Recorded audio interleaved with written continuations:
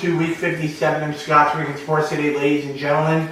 I know that it is the summertime and it's a little bit slow for sports. So now, for the rest of Scotts Ricken Sports this summer, we'll be doing our top 10 lists. We will start this week with football and basketball. We'll probably do wrestling next week, but we'll see what happens next week.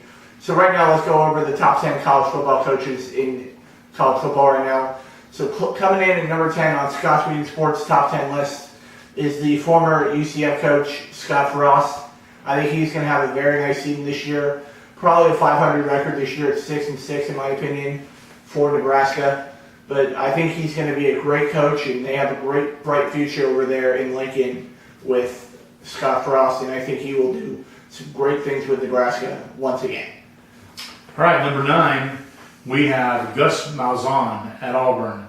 He has one national title as a head coach, one national title as an assistant coach, and he is definitely an offensive innovator and has been very successful in the SEC, so he is number 9 in our top 10. Coming in at number 8, the biggest turnaround coach that we saw last season. Nobody saw this guy coming last season.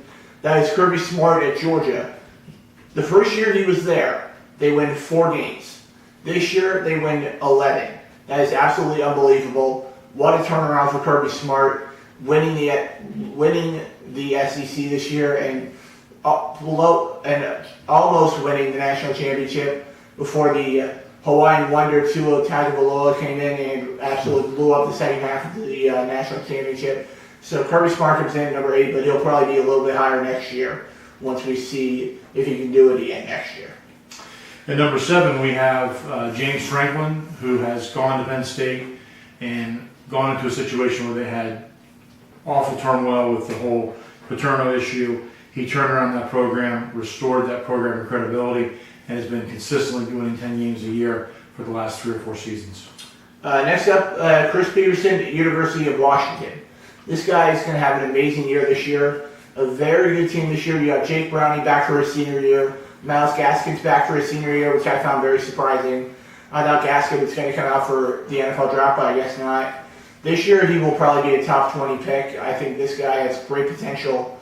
And Chris Peterson's going to do, if they don't win the Pac-12 this year, I think it's a waste of a season for Washington if they don't win the Pac-12 this year. They are the odds-on favorites to win it, and I think they will, and possibly get back to the college football playoff where they were 2 years ago when they lost to Alabama in the semifinals. And if Chris Peterson in Washington does not win it, then our next coach will, and that is Chip Kelly with UCLA. We are based this strictly upon his performance in college. He did not do well in the pros, but before he left college to go to the pros, he had 46 wins in 4 years, had been to a national championship game. Chip Kelly, offensive innovator, great college coach. We think he comes in at number 5 for UCLA.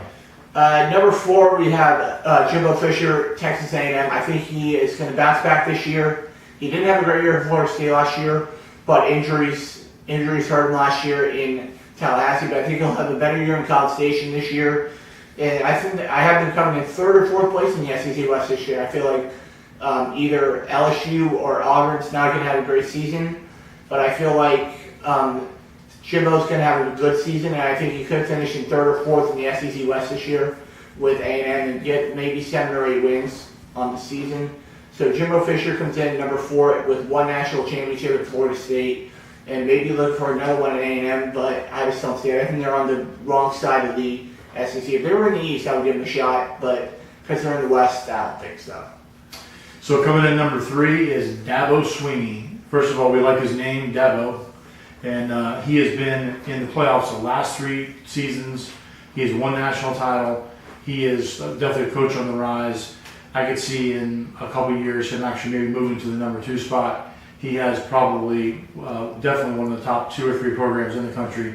Dabo Swinney comes in at number 3. In my opinion, he already is number 2, in my opinion. All right. But, yeah. Interesting. Number 2 coming in is Urban Meyer, Ohio State. He had a great season last year with the Buckeyes. They come off a big win in the bowl game against who did they play in the bowl? USC. USC, thank you. Yeah, USC. That was a good game too, and that was in Jerry's Bowl last year.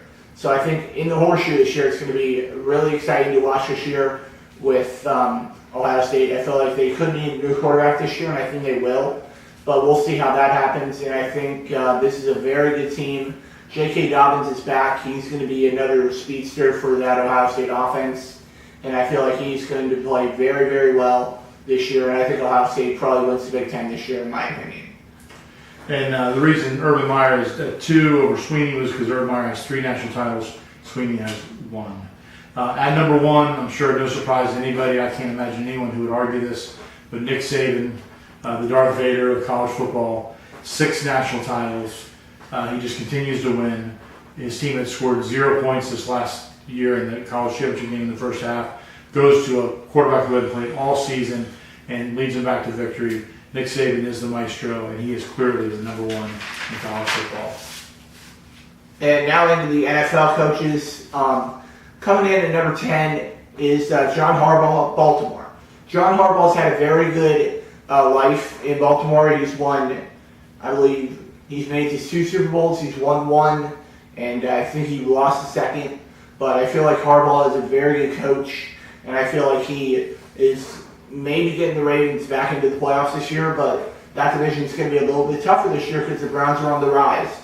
So I feel like the Ravens could make the playoffs this year, but we'll see. But coming in at number 10 is John Harbaugh. And number 9, we have Dan Quinn with the Atlanta Falcons. Been very consistent since he's been there. He got to 1 Super Bowl, should have won that Super Bowl, but even after that, they got back to the playoffs this year. Actually gave the Eagles probably one of their toughest games in the playoffs. So Dan Quinn, for his consistency and how well he's done the last 4 seasons, is our number 9 coach. Coming in at number 8 is Andy Reid, Kansas City. Andy Reid has done very, very well this year. Last season, they just need to find a way to win a playoff game. It's simple. They've lost like 4 straight at home in the playoffs, and I think Andy Reid's a great coach. I just feel like I don't know what they're going to do with Patrick Mahomes this year at quarterback, but we'll see how that goes. And I feel like they have a very good team, a good defense, but we'll see how the offense does this year. So coming in at number 8 is Andy Reid. Our number 7 pick, and this is based strictly on potential and where we see this guy going in years to come, is Sean McVay of the Rams. He is the hottest coach in the NFL, got a team that no one expected to get into the playoffs, and has an incredible team this year. So we believe Sean McVay, in a few years, maybe in the top 2 or 3 coaches, but right now we got him at number 7. Coming in at number 6 is Doug Peterson, the Philadelphia Eagles. Doug Peterson took a team that I thought could have made the playoffs last year into a Super Bowl winning team last year. Doug Peterson had a great season, and trust me, once Carson Wentz went down, I thought that was it. I thought they had no chance of winning the Super Bowl with Nick Foles. But again, he proves me wrong again this year. Nick Foles did great in the playoffs, and I think he's going to be a superstar in the NFL for years to come. So coming in at number 6 from Philadelphia is Doug Peterson. At number 5, and this is based a lot upon his body of work, that's Sean Payton with the Saints. He has a Super Bowl win, which was really important in our rankings, and he's had some down years, obviously had some controversy, but overall the Saints have been a pretty consistent team under Sean Payton and Drew Brees, and that's why we have Sean Payton in at number 5. Coming in at number 4, I have this guy actually in my top 2, possibly, and that is Mike Tomlin at Pittsburgh. Mike Tomlin has taken this Steelers team to the playoffs almost every season. They were so close from having a rematch with the New England Patriots last season, but unfortunately they ran into the brick wall known as the Jacksonville Jaguars last season. And I feel like Mike Tomlin's a great coach, and I feel like he's got a few more years till he retires. So I'm going to put Mike Tomlin in at number 4 on the list this year, and maybe move it up a little bit if they win a Super Bowl next year. And you'll notice all of our top 5 coaches all have a Super Bowl win. That includes Mike Tomlin, and also our next coach, which is Mike McCarthy of the Green Bay Packers. He's a bit of an underrated coach because everyone focuses on the quarterback Aaron Rodgers, but Mike McCarthy has been very consistent at Green Bay. Very, very good coach, good at adapting to his personnel. Super Bowl win. So Mike McCarthy we have at number 3. Coming in at number 2, we have Pete Carroll, Seattle Seahawks. Pete Carroll's done very, very well with a great team. Now he's got both Griffin twins on the team, so I mean that'll help out a little bit. And I feel like that team has great potential if Russell Wilson can have a complete season. Russell Wilson always starts off slow, and then he picks it up later on in the season. So I think if Russ can have a complete season, hopefully, because I want him back in fantasy this year. So if he can have a complete season last year and not below it like he did for me in Week 17 last year and cost me my fantasy football championship last year, I feel like he is going to have a much better season. So I think Russell Wilson and Seattle is going to have a great season, win the NFC West, and Pete Carroll comes in number 2 on our list. You call him Russ. Are you guys buddies? All right, so number 1, and this guy's the Darth Vader of pro football, and obviously this is no controversy here. Bill Belichick, 5 Super Bowl wins, been to the Super Bowl, I think a total of 9 times, and also won 2 Super Bowls as defensive coordinator for the Giants. So Bill Belichick is not only the best football coach in the NFL right now, but probably the best coach in NFL history. So no doubt that he is number 1. Now on to the college basketball coaches. Coming in at number 10 is Bob Huggins, West Virginia. He has created a great dynasty at West Virginia. They are always contending in the Big 12. They can just never get past Kansas. But I think West Virginia has done very, very well as a team, and I feel like they have a very good tournament team every single year. So I think West Virginia's Bob Huggins comes in at number 10 on the list. And at number 9, we have Greg Marshall. Coach that does a lot with very little talent. You have Wichita State is a team that does not have nearly the talent of the big schools, but he has 5 conference titles. He's been to a Final Four. Greg Marshall is number 9. Great coach. I expect to see him at a bigger school someday soon. Coming in at number 8, we have Mark Few of Gonzaga? Gonzaga, yes. Gonzaga is always underutilized every single year, underestimated, because they're coming out of such a small conference of the West Coast Conference. But every year they surprise people and do very well in the tournament. So I feel like they have a great chance of doing that again come November.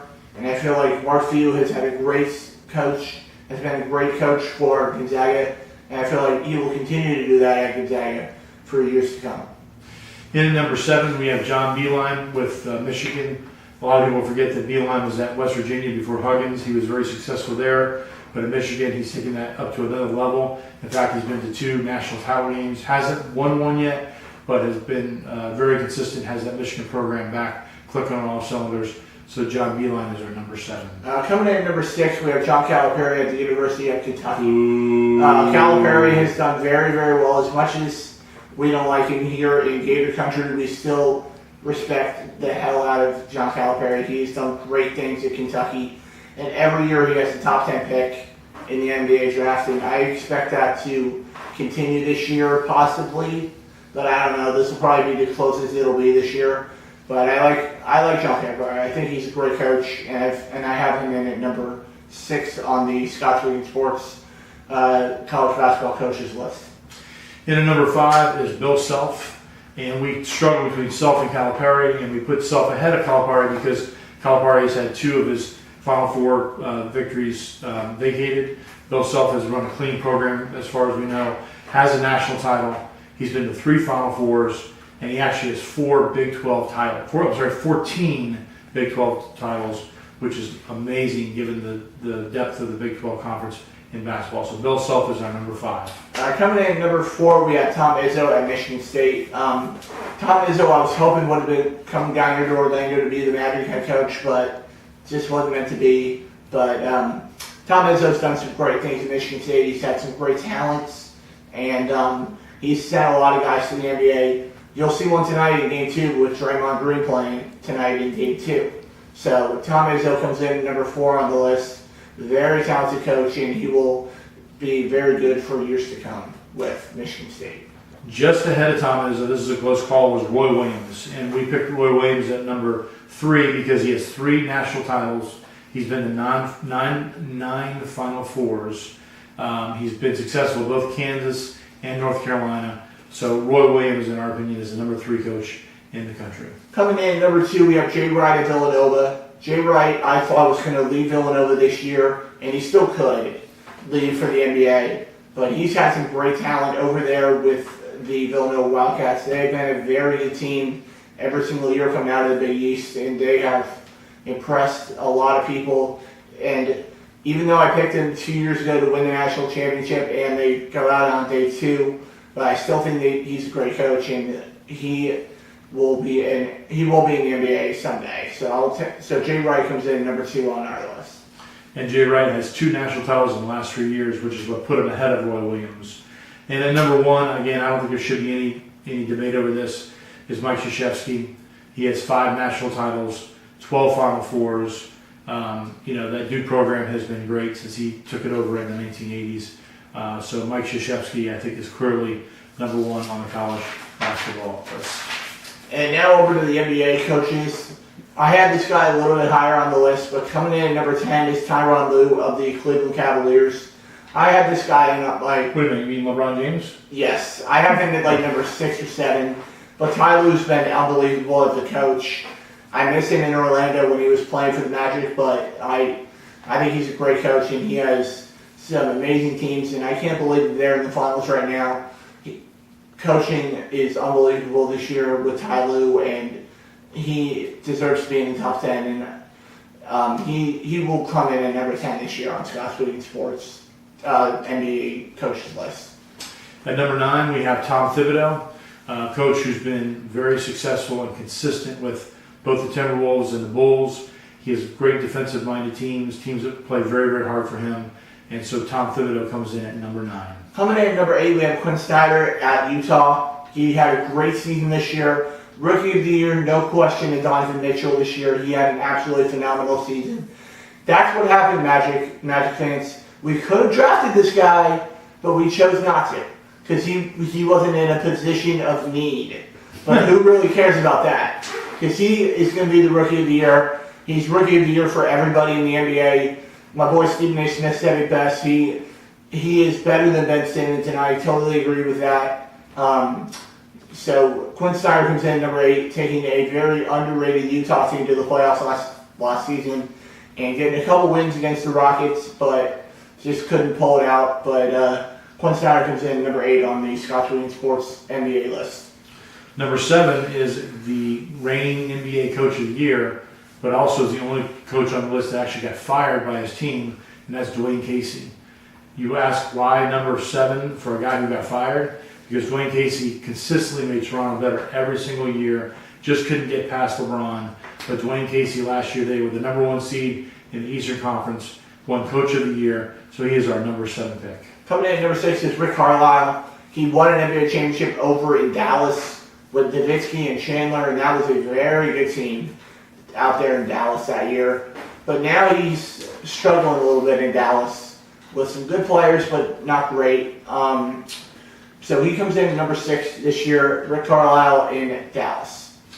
And number 5, one of the most underrated coaches in the NBA is Eric Spoelstra for the Miami Heat. Has won 2 national titles.